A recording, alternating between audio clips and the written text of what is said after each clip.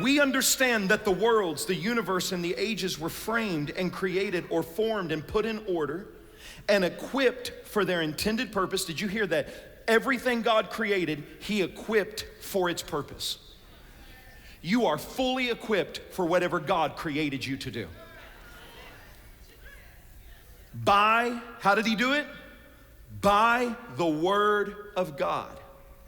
So that what is seen was not made out of things which are visible. Now we come along and we immediately say, well, that's God. He takes nothing and He turns it into something. I believe that, but that's not what this says. It doesn't say that He reached into nothing and brought it into something. It's saying that it was there, it was just invisible. And by the Word of God, He took what was invisible and made it visible. And now we can all see it. But what He gave us was an example to follow. That if there's things that we don't see, it doesn't mean they aren't there. We just gotta use the word of faith to take what is invisible and make it visible. Let me help you out. Here's a chair. Hey, Brian, will you jump up, hand me the chair next to Michael Faust there. No, not yours, you sit down.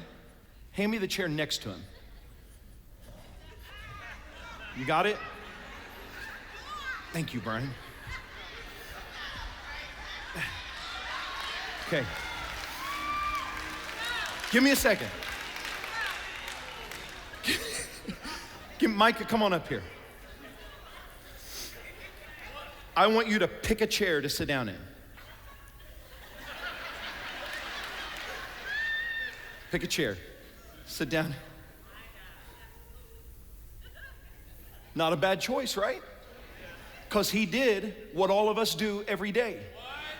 We sit down in what we can see.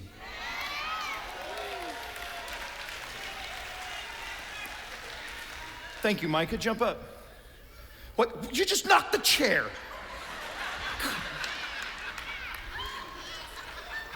Why? You're good. My question is, why didn't he sit down in the invisible chair? He didn't sit in it because he can't see it. And then God comes along and he says, I want you to please me. How, Lord? Sit in the invisible chair. Oh, God. So we sit in the chair we can see and say we believe in the one we don't. When the truth is, no, God, I got confidence in this chair. But God is wanting to shift somebody today from what you can see with your natural eyes to what you can only see in the spirit. And people will call you crazy, and people will say you've lost your mind, but I'm not walking this thing out by sight. I'm walking this thing out by faith. Because if I can see it, it is temporary, but the things that I can't see, they are eternal and hold a far more exceeding weight of glory. And when the doctor gives me a report, I know I gotta sit in it, but I ain't gonna stay in it. I'm gonna see healing. And by the word of God and by the word of faith, I'm gonna call out healing until I can see it too. Am I preaching to anybody in this room today? What I'm saying is, don't get satisfied in what you got. Call out what you want. Don't get satisfied in what you see.